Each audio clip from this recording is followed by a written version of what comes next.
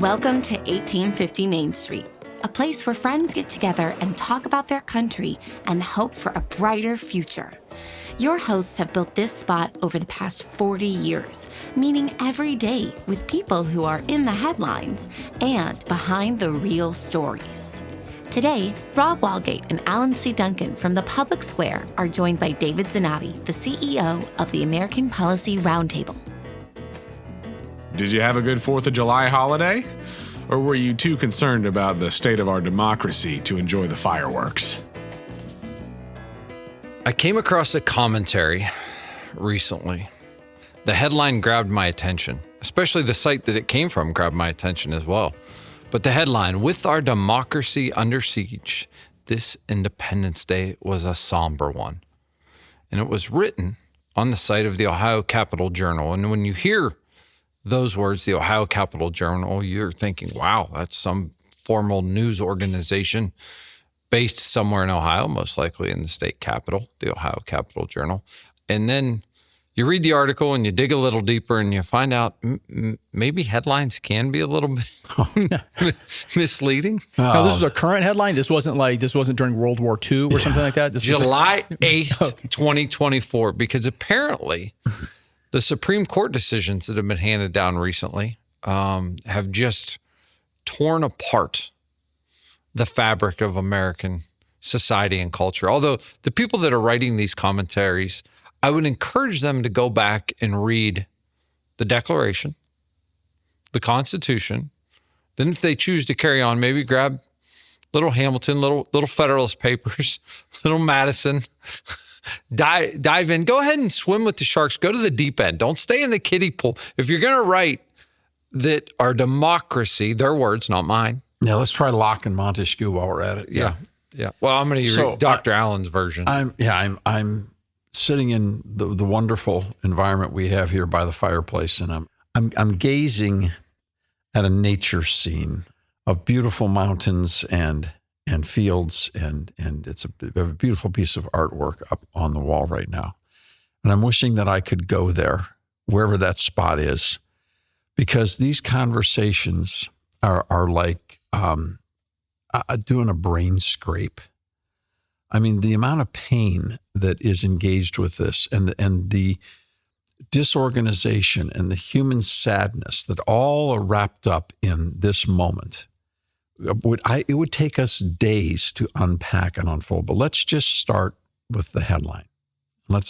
And we get letters and phone calls constantly at the Public Square Media Network. And whether we're talking about the Public Square or 1850 Main Street or Kids on the Square or whatever we might be doing in regards to public policy or law, litigation, legislation, everywhere we go, we talk about America as a republic and not as a democracy. Everywhere we go. Now, this author was quite clever because in her article, she actually threw the word republic in one time so that she kind of plays the I've got a free pass because the words are interchangeable. But the words are not interchangeable. History proves that that's a lie. And what we're doing today at a level of intensity that we've never seen before, it's been bad for 30 years. It was worse the last 20 years. It got worse the last 10 years. But in the last 2 years, it is the worst it's ever been, with a systematic attempt by people who call themselves journalists and media and politicians and consultants to change the mindset of the American people into thinking that we are nothing but a democracy. And by that, what they mean is that we govern ourselves by public opinion polls. That's in their heart of hearts, that's what they truly believe. They do. And they also believe, if you read this commentary, that the dissent that is written from the Supreme Court is the one that should be read. The problem is the majority opinion. There's not one quote from the majority opinion and what it actually does in the case they reference. Yeah, and this is before we get to the case too much further, it's the immunity case, and the world has come to an end because of the decisions made by the majority of the court in the immunity case. Well, I just want to say a quick aside. One of the other projects that emanates from these studios is Examples, Please, and we post those on our Public Square YouTube page. We just did one about, is America a democracy? And that, it kind of, for our small page, it kind of blew up and got a lot of comments, and there were people not happy. And it was very interesting. I can't wait to see that. No kidding. So it blew up, huh? It did a little bit. For us, it did, but people were not happy. I knew it was going to make some people mad, but I didn't expect how mad some of the people were going to be. Well, this is all a part of the high stitchery of connecting emotions and passions to the current political questions without reason and logic, and certainly an abandonment of history. We are experiencing a drug trip in our country right now. People are literally attempting to change and alter the mindset of the electorate and to move us off the platform of our history and the construct of our government. Now, this is not just politics. This isn't just, who really cares about this? I got to make a living. I got to pay my bills. I got sick kids. I got problems. Everybody's got problems. I get this. But you know what? There was a time in our country where we didn't have a country, and we decided we wanted to be one. And all those other things that are really, truly important, other than your devotion to God and providing for your family, took a back seat to, we've got to have a country where we can actually have religious liberty and have a family. And what's happened for the last 100 years is we've taken that entire concept so much for granted that we don't think that anyone could ever take our country away from us. Now, there was a brief window in which that changed, and that was in between about 1938 and 1955, when we fought World War II and basically got our way into the Cold War. But particularly in the height of World War II, we actually as a nation understood there were bad guys, lots of them. Freedom isn't free, right? And when you look at the Japanese and the Nazi parties and the powers and the Axis powers that came, they were designed and purposed to wipe us off the map. In that period of time, you better believe nonsense about us being a democracy wasn't anywhere to be found. Governing by public opinion poll wasn't even imagined. This nonsensical libertine spirit of the French Revolution, which, by the way, is what the author of this article, I don't know if you did any study on her, but I did a little background check on who she is and where she went to school, and she specialized in college in the French Revolution. What a coincidence. Her affection for the French Revolution.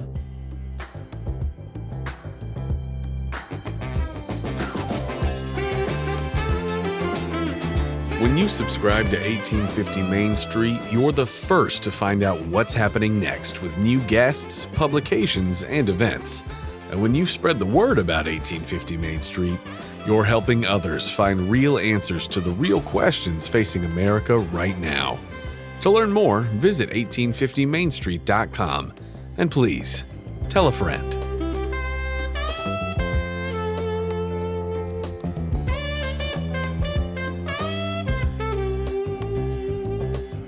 In talking about democracy, though, democracy, in essence, at its core, is mob rule. Democracy at its core. You know, there's one universally understood among honest historical scholars. There's one example of what a pure democracy looks like. It's the French Revolution and the Reign of Terror. Yeah, you don't look at that as the model for what to do. Did she study it and take the wrong lesson out of it? Yeah, I guess maybe she got the Les Mis version. I'm not exactly sure. She loved the music. Yeah, great music. Yeah. But, there are some people out there that root for the Wicked Witch in The Wizard of Oz. There are some people that have that. It's called Wicked. It's it is a stage play. Yeah, it's her perspective. Now, I haven't seen it, so I don't know all the ins and outs of it. But it is. Please save your time. I actually fell asleep. It is so boring. Yeah. But isn't that what it is? Isn't the conceit of it that just kind of told from her point of view to kind of explain her rationale? It's a philosophical mess. Okay, I mean it's so bad it's boring. So what you come down to is you got a story, but there's so many stories underneath the story. First off, is when we look, this is a journalist. This is a highly awarded journalist. Look at the background, how they basically pumped this person's career. Now, again, they have every right to express whatever opinion they want and call it journalism. This is America. Thanks be to God. We've got a First Amendment here. and she's fully protected, and I wouldn't suggest for a minute she be silenced. But when is anybody going to take one of these people on the basis of their history? Forget their politics, their history. They're making up their own reality and selling it as what the nation was or is supposed to be. And that's the issue with today is we don't do the research that's needed to offer the counterpoint. She doesn't either. But, No. But we're 15, 30-second sound bites. That's how we're educated today. We're scrolling on our phones. We're always just... So the point of her article is she lost her happy holiday weekend because she read Sotomayor's opposition to the immunity case and realized that it is true. We have now abandoned any hope of law. We are now living under kings. And she even proffered the absurdity of what is going to happen next is the president of the United States will commission SEAL Team 6 to go out and kill his political opponent and will be held completely immune under the law. Now, you know what? You got to be really stupid to believe that. You do, number one. I'm sorry. Was that from a Supreme Court justice? No, that was just, okay. I'm sorry. Yeah. Well, you do. And you also... I'm sorry. If people are offended by that, you just got to be stupid. That's just the stupid idea because it's completely hanging in midair. Yes, and it goes against what was written in the majority opinion of the case. They basically say the president isn't immune to those type of things. Read the majority opinion of the case. It's Nor not is the realistic. President immune from impeachment. Right. The Democrats impeached Donald Trump over a letter and a phone call. Now, that opinion of the Supreme Court doesn't touch that whatsoever. If the Congress of the United States feels that phone call to Ukraine and that letter reached the point of being high crimes and misdemeanors, yes, they have every right to bring him up and to drum him out of office. And the House can impeach, and where's he go to trial?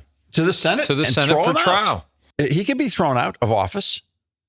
But if you think for a second that what the Supreme Court said is that the president of the United States can commit first-degree murder in office and claim that he has the right because he's president, that is ludicrous. She writes, organize a military coup to hold on to power. Immune. No, he's not immune. He's only immune in official acts which are taking up constitutional duties. That's not a constitutional duty.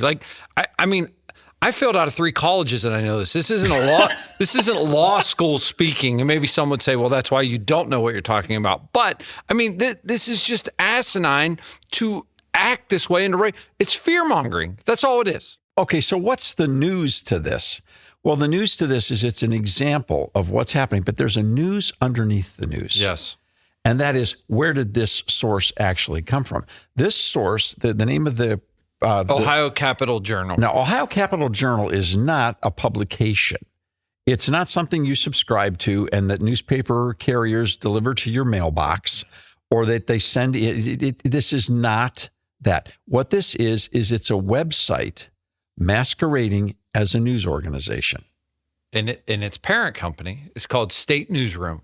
It consists of a number of left-of-center media outlets that cover state-level politics and policy, and a Washington, D.C. bureau.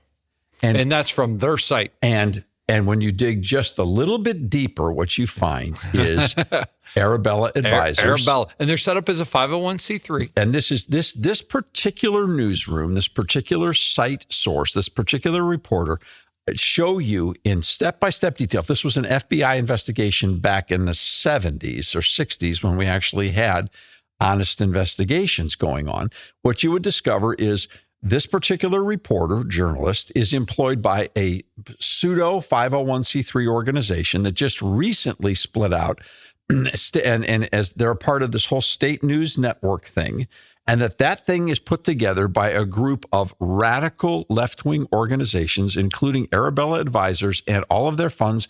And is it the WIS, W-Y-S Foundation, SS Foundation?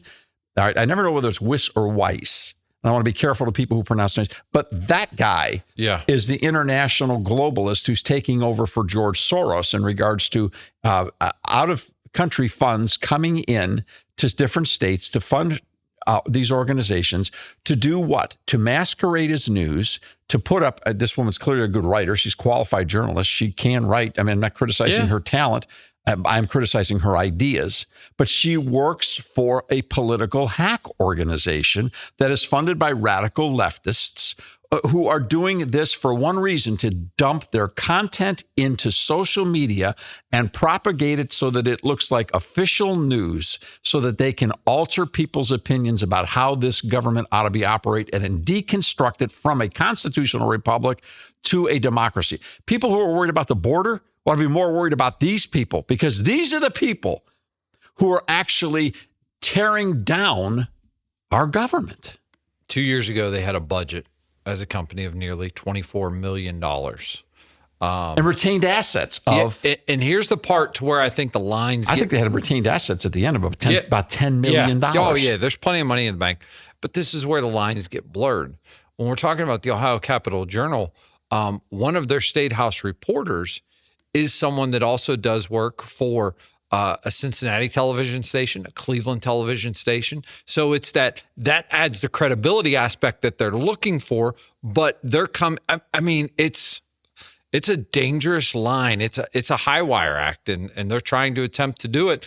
And people are believing they're reading from legitimate news sources. This is some of the most sophisticated propaganda we've ever seen. We've talked before about the fact that sometimes AI or artificial intelligence programs are writing articles themselves. Is there any evidence that this is happening in the case of some of these sites that we're talking about here? I would say no on this article. It's pretty personalized. Yeah, on this article, it has an author. I think it's an op-ed piece. You're seeing AI-generated stuff being done by both sides of the aisle, though. And you're seeing this kind of nonsensical news also because... Yes, you are. There's groups like Tennessee Star, Ohio Star, these other... organizations that are set up to look like news sources, but in fact, they do propaganda hit pieces. They're nonprofits that are set up as websites. They're not even organizations. They're a handful of people that employ stringer employees to write articles. And look, the conservative groups are filled with them. My inbox is filled with organizations. And then you click down and see who wrote this. Well, Jim loves his dog and loves his country too. And Jim has blah, blah, blah. Well, wait a second. Did Jim go to school anywhere? Has Jim ever done anything in the arena that he's writing about in public policy or foreign policy or law? Who are these people? Granted, some of them are nice writers. I mean, it was an interesting article, but what is the qualification that brings this person out? This is all the clickbait world. And that's what I feel like it is. There's maybe a little fire. If you see a little fire, a lot of people would like to take some water and put it on the fire to put it out. These folks take gasoline and they pour it on that fire and they say, how big can we get this? How many people can we send it to? What kind of headline can we write to get a click? That's the goal. Do they care about what the score is at the end? I don't know, but they care how many eyes are on their product. And in this case, this is some of the most sophisticated, wealthiest, biggest propaganda. And this is weaponizing the progressive left-wing agenda, moving it into a false medium, covering up the falsehood, and then trying to exponentially distribute this material so that it looks credible and influences a lot of thoughts and a lot of minds. They do it from a not-for-profit platform. That doesn't mean they don't have boatloads of money.